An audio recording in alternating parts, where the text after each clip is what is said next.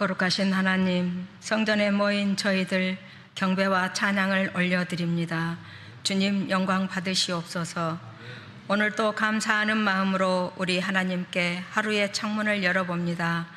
우리의 믿음이 부족하고 연약할지라도 하나님이 원하시는 삶을 살아내기 위해 부단히 노력하며 세상의 소금과 빛으로 하나님의 소원을 이루는 삶을 살게 하옵소서. 하나님 아버지, 이 나라와 이 민족, 세계 평화를 위해 기도합니다. 국민을 위한 새 일꾼이 선출되었으니 여야가 서로 화합하고 정부와 각 당이 하나 되어 국민이 잘 사는 나라 되게 하옵시고, 경제적으로도 어려움 없이 모두가 잘 사는 탄탄대로의 길이 열리게 도와주옵소서.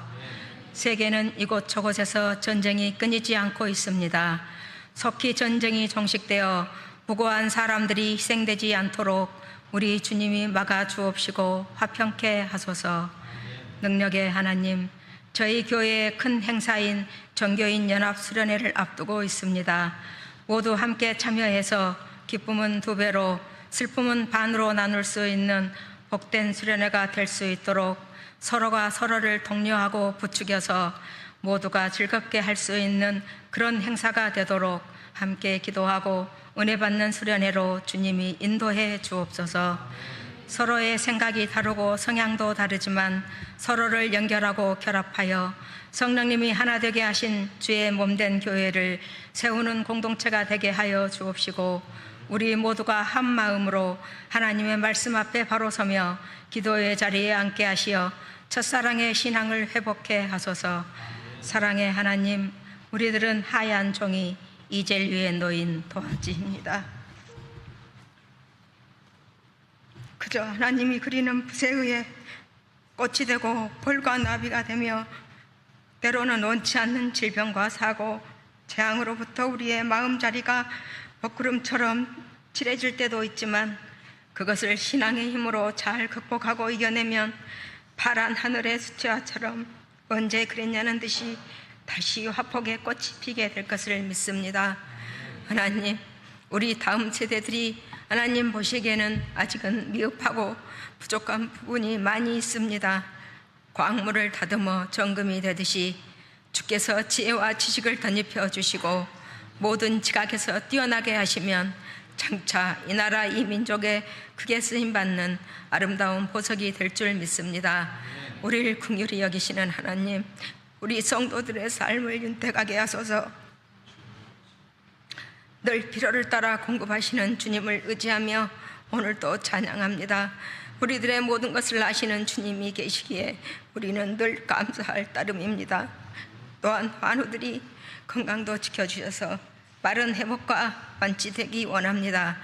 우리 뽑아 나을 수 없는 질병이라면 병마를 잘 다스리며 지지 말고 늘 긍정적인 생각을 갖고 주님이 주시는 새 힘으로 승리하며 살아가게 하소서. 오늘 말씀을 전하실 목사님, 성령님께서 영육간에 강건하게 지켜주옵소서. 목사님 가정에도 걱정 근심 없이 모든 것이 만사 형통케 하옵소서.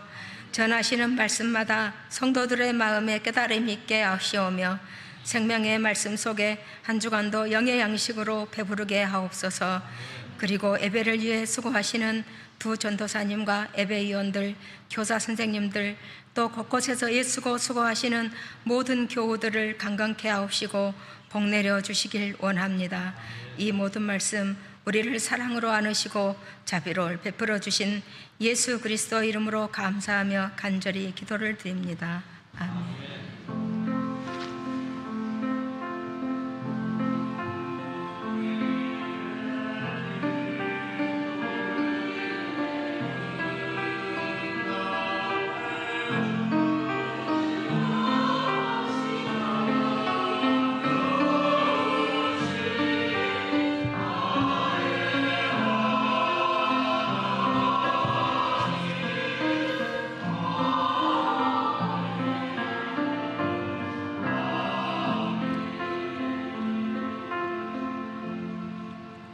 성령 강림후 둘째 주일은 오늘 우리에게 주신 하나님의 말씀은 신약성서 갈라디아서 3장 23절로 29절의 말씀입니다. 갈라디아서 3장 23절로 29절의 말씀입니다. 신약 성경 305면에 있습니다. 한 절씩 교독하시고 마지막 절은 합독하실 때 살아계신 하나님의 음성을 들으실 수 있기를 바랍니다. 23절입니다. 믿음이 오기 전에 우리는 율법 아래에 매인 바 되고 계시될 믿음의 때까지 갇혔느니라. 이같이 율법이 우리를 그리스도께로 인도하는 초등교사가 되어 우리로 하여금 믿음으로 말미암아 의롭다 함을 얻게 하려 함이라. 믿음이 온 후로는 우리가 초등교사 아래에 있지 아니하도다. 너희가 다 믿음으로 말미암아 그리스도 예수 안에서 하나님의 아들이 되었으니 누구든지 그리스도와 합하기 위하여 세례를 받은 자는 그리스도로 옷 입었느니라. 너희는 유대인이나 헬라인이나 종이나 자유인이나 남자나 여자나 다 그리스도 예수 안에서 하나이니라. 너희가 그리스도의 것이면 곧 아브라함의 자손이요 약속대로 유업을 이을 자니라. 아멘. 이는 살아계신 하나님의 말씀입니다. 이제 이 시간 시온 찬양대에 찬양 있겠습니다.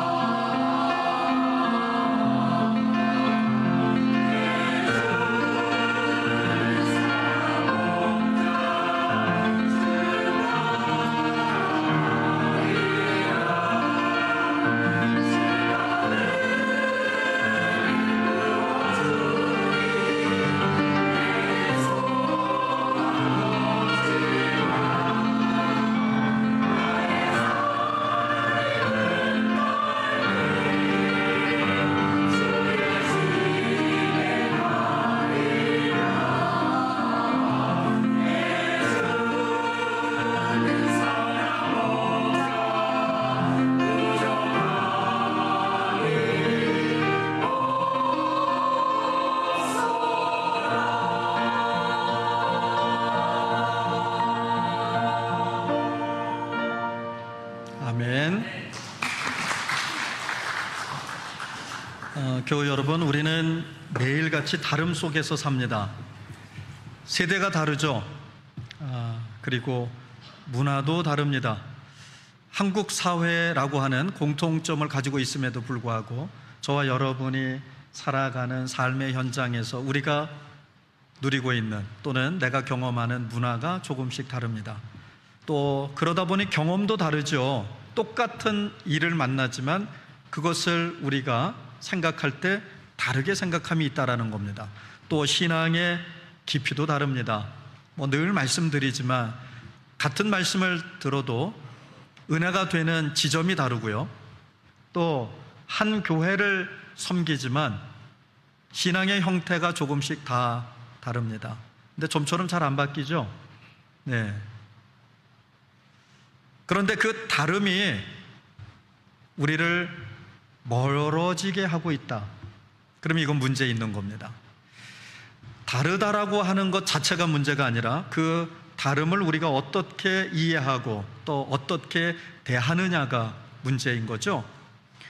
그런데 여러분, 때로는 교회 안에서도 나와 맞지 않는다라는 이유로 누군가와 거리를 두었던 기억은 없으십니까?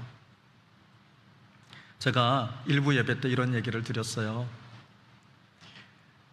여러분 스스로를 여러분이 사랑할 수 있기를 바라는데요, 내가 내 모습을 사랑하지만 여러분, 이 세상에 나 같은 사람만 있다고 생각해 보세요. 그러면 이 세상이 어떨까요?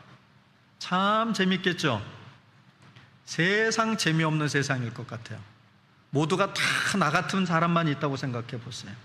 내가 아무리 착하게 살고 바르게 살고 유머도 있고 그런다고 하지만 이 세상에 다 나 같은 사람만 존재한다 그러면 여러분, 이 세상 재미없습니다. 다 각기 다르니까 재미가 있는 거예요. 오늘 바울이 갈라디아서를 보낼 당시에 갈라디아 교회에는 두 부류의 사람이 있었어요. 먼저는 대부분의 갈라디아 교회는 이방인 출신 그리스도인들로 구성되어 있던 교회입니다. 그런데 거기에 일부 유대인 출신 그리스도인들이 있어요. 그 중에서도 특별히 예루살렘에서 온 유대주의자들이 그리스도인이 된 사람들이 있었습니다. 그런데 문제는 이 소수이지만 자신의 가지고 있는 그 정체성에 대한 자부심이 워낙 컸던 이 유대주의자, 바로 예루살렘에서 온 유대인 그리스도인들이 문제가 됐습니다. 왜냐하면 그들은 예수를 믿는 것만으로는 구원에 이르는데 부족하다, 이렇게 얘기를 합니다. 그러면서 주장하는 게 뭐예요? 유대인들이 지켜왔던 것처럼 할례를 받아야 하고 율법을 지키는 자라야 진짜 하나님의 백성이다, 이렇게 가르치면서 문제가 생기기 시작합니다. 왜 문제였을까? 대부분의 이방인 그리스도인들은 바울에게 복음을 전해 듣고 예수 그리스도로 구원을 받는다라고 믿고 있었어요. 할례나 또는 율법이 문제가 있다거나 또는 아무 필요 없다라고 생각하진 않지만 할례와 율법이 구원의 조건이 아니다라고 알고 있었던 이방인 그리스도인들에게 유대주의자들이 그렇게 얘기를 하는 거예요. 그것만 가지고는 부족하다, 복음만 가지고는 부족하다, 예수만 가지고는 부족하다, 반드시 할례와 그리고 율법을 지켜야 한다, 이렇게 주장을 하는 겁니다. 그러니까 유대인 그리스도인들은 모세의 율법을 복음보다도 더 소중하게 여겼어요. 그리고 민족의 정체성, 본인들은 하나님 백성이라는 거예요. 하나님이 선택한 사람들이라는 거예요. 그리고 그 증거로 태어난 지 8일 만에 반드시 할례를 받아야만 합니다. 여러분, 이 할례가 별거 아닌 것 같아 보이지만 아프리카 부족들 간에요, 여러분, 할례를 받는 부족이 있고 할례를 받지 않는 부족이 있어요. 이건 실제 얘기입니다. 그런데 전쟁이 일어나요. 그러면서 피부색이 똑같고 언어가 똑같으니까 누가 어느 부족인지를 구분하는 방법이 바로 할례를 받았느냐 안 받았느냐를 가지고 구분합니다. 할례를 받지 않으면 죽이는 거예요.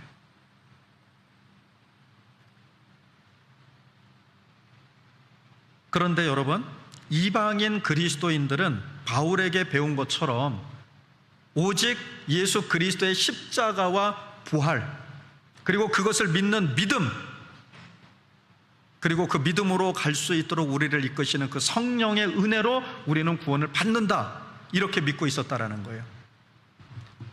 그러니까 자꾸 지금 뭐가요? 신앙이 부딪히는 겁니다. 갈등이 생기기 시작해요. 그런데 소수에 불과했던 이 유대인 그리스도인들이 이방인들을 어떻게 취급하냐? 너희는 불완전한 존재다라고 취급하면서 자신들의 영적 우월감을 갖기 시작합니다. 그래서 바울은 갈라디아 교회에 편지를 보내서 이제 복음이 무엇인가라고 하는 것을 그들에게 가르칠 이유가 생긴 거예요. 그러면서 바울은 오늘 그 갈등의 한복판에 이런 메시지를 던지는 겁니다. 여러분은 하나입니다. 바울에게 있어서 진짜 복음은 이거예요. 예수 그리스도를 믿음으로 하나님의 자녀가 되었다. 그리고 이미 이제 우리는 하나님의 자녀가 된 이상 그 어떤 차별도 존재하지 않는다. 달리 말씀드리면 우리 안에 있는 모든 차별을 철폐해야 한다라고 하는 겁니다. 오늘 본문은 우리를 하나 되게 하시는 하나님의 깊은 뜻이 드러나 있는데요, 오늘 본문 28절에서 이렇게 얘기합니다. 너희는, 즉 유대인 그리스도인이나 이방인 그리스도인이나, 너희는 유대인이나 할례인이나 자유인이나 종이나 남자나 여자나 다 그리스도 예수 안에서 하나이니라. 아멘. 우리는 자꾸 유대인이냐 헬라인이냐, 남자냐 여자냐, 네가 먼저 왔냐 내가 먼저 왔냐, 네가 높으냐 내가 높으냐, 네가 맞냐 내가 맞냐, 뭔가를 가지고 계속해서 차별하고 나누고 갈등을 할 때, 오늘 바울 사도를 통해서 주님은 우리에게 이렇게 말씀하시는 거예요. 우리가 어떠한 처지와 형편에 있든지 간에 우리는 그리스도 예수 안에서 이미 하나가 되었다라는 거예요. 오늘 이 말씀이 우리 교회 공동체에 어떤 의미가 있을까요? 본문은 바울이 오늘 우리에게 주시는 강력한 복음의 선언인데요, 3장 전체에서 구원이 율법이 아니라 믿음으로 가능하다라고 하는 것을 오늘 강조합니다. 그러면서 23절에서 바울이 우리의 상태를 이렇게 표현했어요. 믿음이 오기 전에는 우리가 율법 아래에 매인 바 되었고 계시될 믿음의 때까지는 갇혔느니라. 아멘. 여기서 갇혔다라고 하는 말은 감옥에 갇힌 상태예요. 그러니까 내가 아무것도 할 수 없는, 내 의지를 가지고 아무것도 행할 수 없는 그런 상태를 얘기하는 거예요. 이 말이 무슨 말이에요? 율법이 오히려 우리를 신앙 안으로 들어가도록 하는 것이 아니라 우리를 얽어매고 있었다. 여러분, 믿음은요, 신앙은요, 우리를 자유하게 합니다. 그러면서 24절에서 이렇게 얘기하는 거예요. 이같이 율법이 우리를 그리스도께로 인도하는 초등교사가 되어 우리로 하여금 믿음으로 말미암아 의롭다함을 얻게 하려 함이라. 아멘. 우리가 율법이라고 하는 것에 매인 바 되고 갇힌 바 되었을 때 우리에게 뭐가 왔다라는 거예요? 복음이 왔다라는 거예요. 예수 그리스도께서 우리 안에 들어오셨다라는 거예요. 그러면서 우리가 어떻게 해요? 믿음으로 의롭다함을 얻게 되었다, 이렇게 얘기하는 겁니다. 바울이 오늘 율법을 뭐에 비유했냐면 초등교사에 비유했어요. 이 초등교사라고 하는 말은요, 헬라의 원뜻은요, 어린아이를 학교까지 데려다주는 종을 의미하는 거예요. 지식을 가르쳐주는 선생님이 아니에요. 그러니까 요즘 같으면 의무화된 걸로 제가 알고 있어요. 초등학교 1학년생들은 반드시 보호자가 아이들을 학교에 보내야 하고, 그리고 하교할 때도 보호자가 반드시 아이를 데려가야 됩니다. 보호자 없이 아이 보내면 안 됩니다. 그러니까 바로 이게 초등교사예요. 그런데 왜 율법을 초등교사라고 했을까? 이게 단순히 아이를 학교로 데리고 간다라는 의미만 갖고 있는 게 아니라 그 의미를 조금 더 들어가서 보면 감시자 또는 통제자, 이런 뜻을 가지고 있어요. 그러니까 바울이 오늘 율법을 어떻게 보는 거냐면, 이 율법이 우리를 죄로부터 보호한다, 그 말이에요. 그러니까 죄를 짓지 않도록 뭐가 죄인지를 깨닫게 하고, 그래서 죄를 짓지 않는 것이 또 무엇인가 알려주고 하는 일을 해요. 하지만 율법이 여러분 우리에게 참 생명을 주거나 우리의 영혼을 자유하게 할 수는 없다라고 하는 거예요. 오히려 죄를 짓지 않도록 통제하고 감시하는 기능을 하고, 또 예수 그리스도께로 갈 수 있는 길을 안내하는 안내자의 역할, 보호자의 역할을 할 수는 있지만 그것 자체가 우리의 생명을 살릴 수는 없다라고 하는 거예요. 그런 상태에 있는 우리에게 뭐가 왔어요? 믿음이 온 거예요. 복음이 왔다 그 말이에요. 예수 그리스도께서 우리를 대신해서 율법의 저주 아래 놓이신 거예요. 그게 바로 십자가 사건입니다. 그 일로 인해서 우리는 완전히 자유하게 됐죠.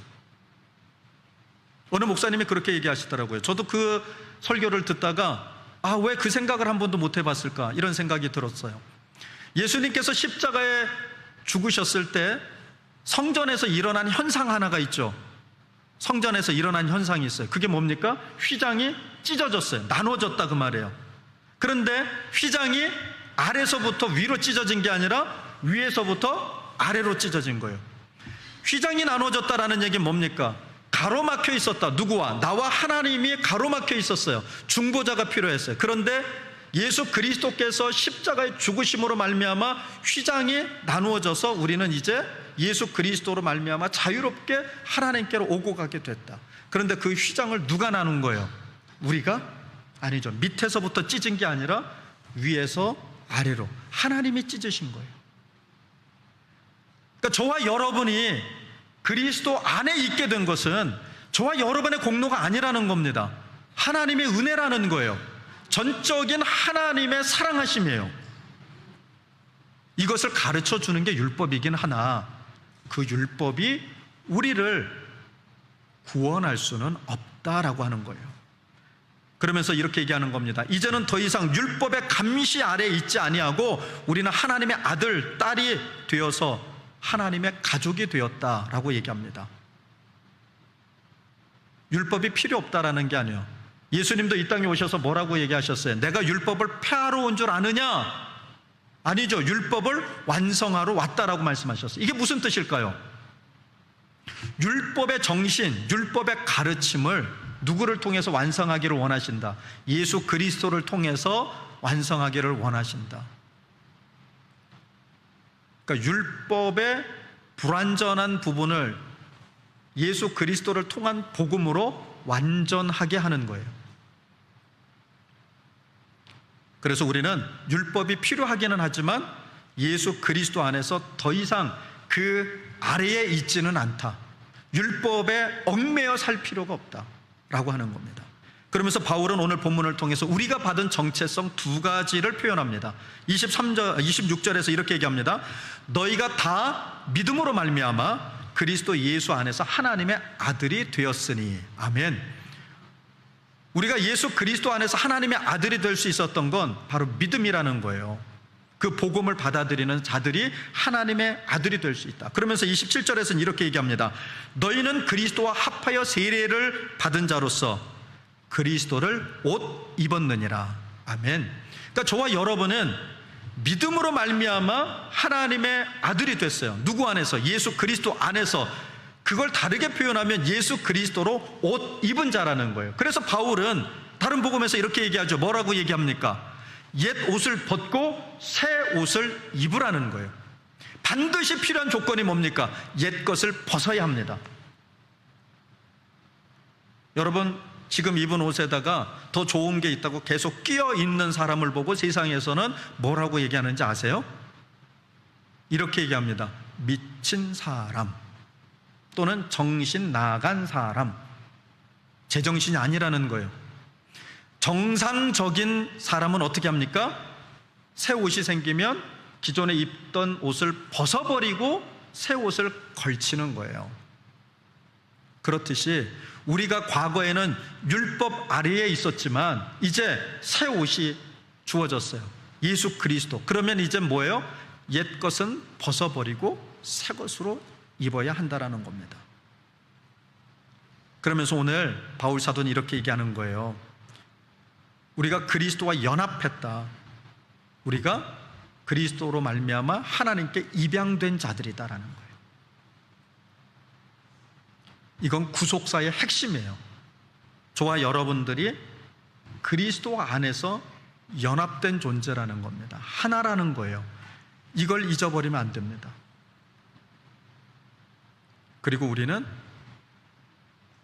나의 그 어떤 것으로도 하나님의 자녀가 될 자격이 없지만 하나님께서 어떤 것도 묻지 아니하시고 우리를 자녀 삼으셨다는, 입양하셨다 그 말이에요.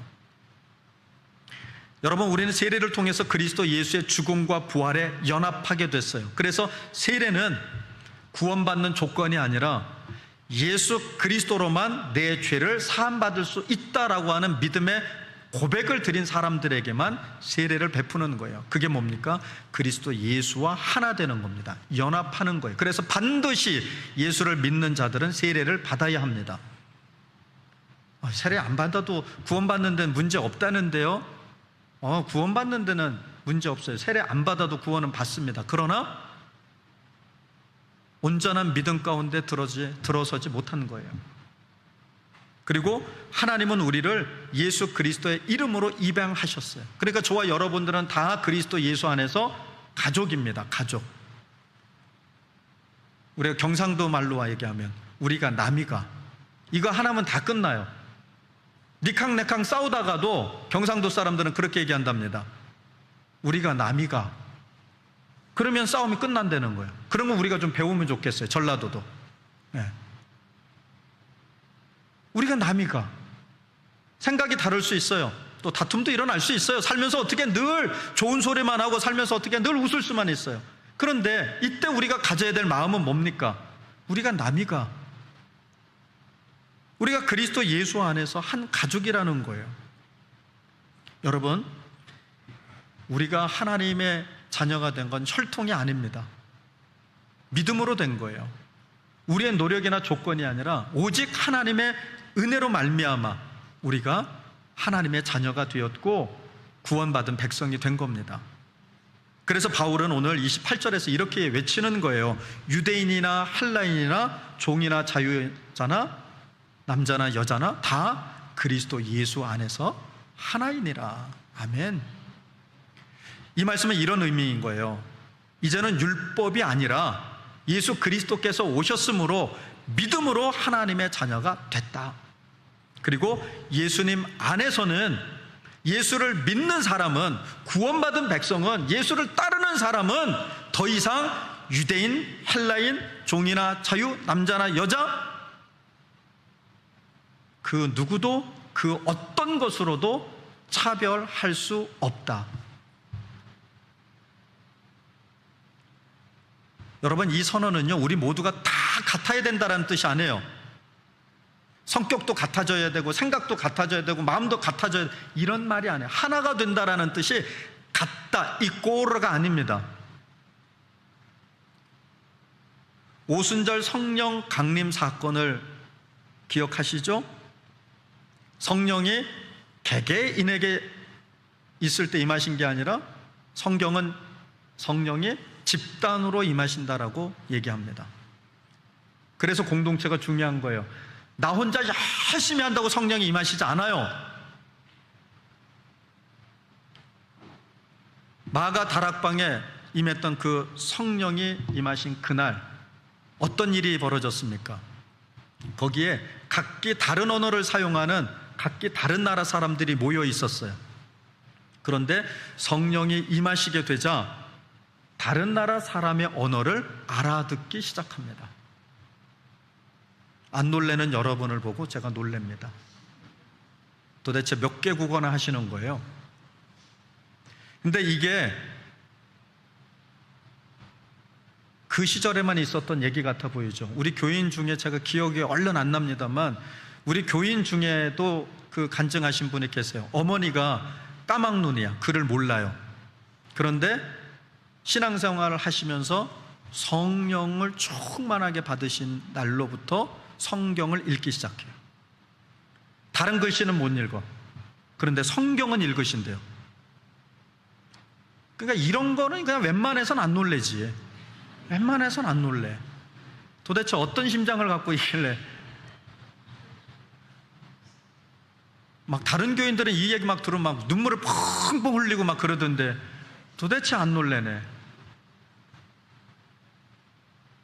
여러분, 성령이 임하자 중요한 사건이에요. 서로 알아들었다.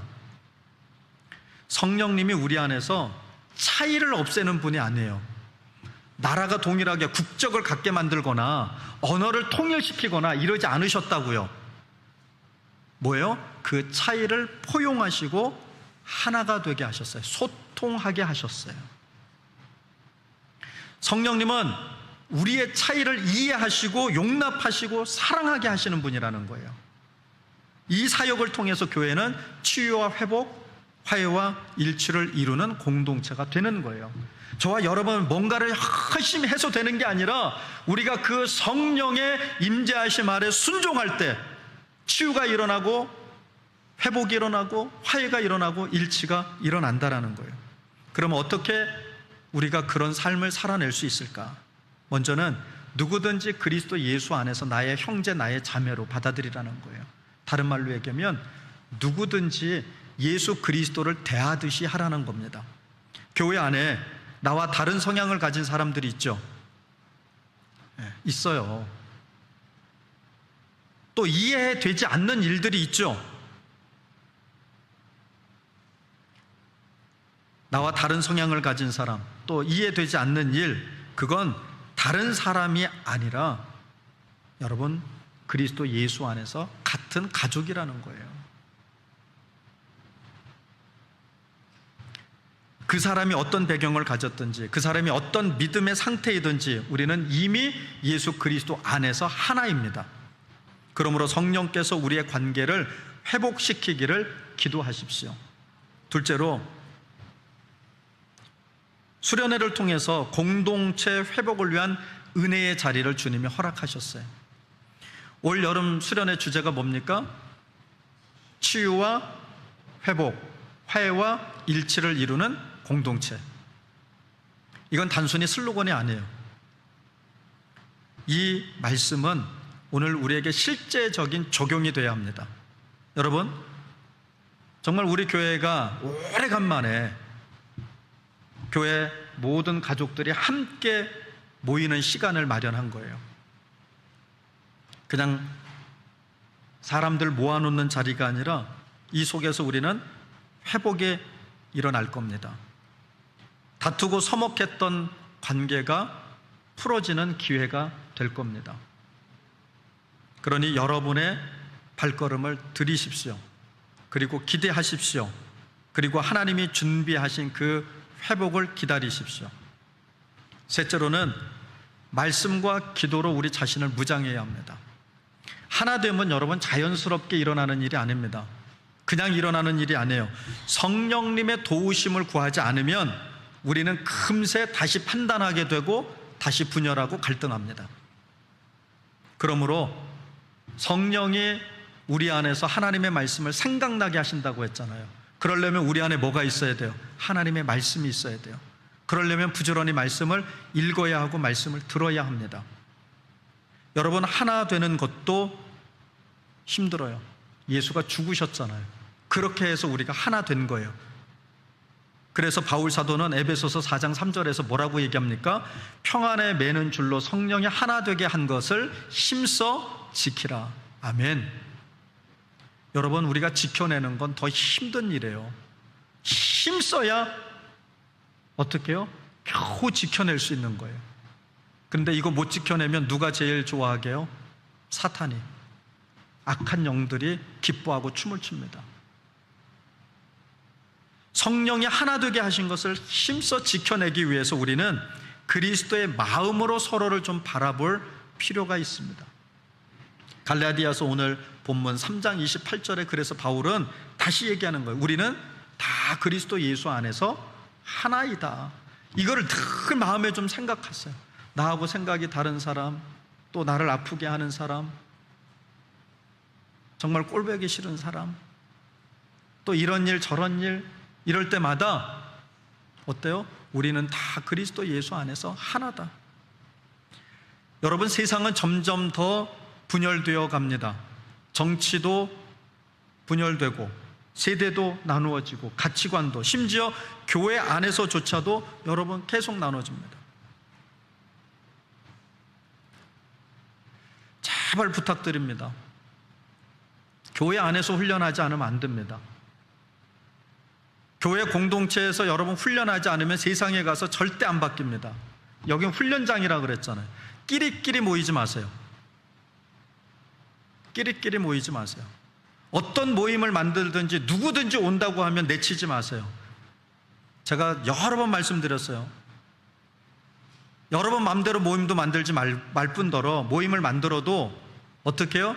반드시 누군가가 나도 같이 하고 싶어요 라고 하면 반드시 받아들여라. 그러지 않는 모임은 다 깨는 거예요. 그건 있을 수 없는 일이에요.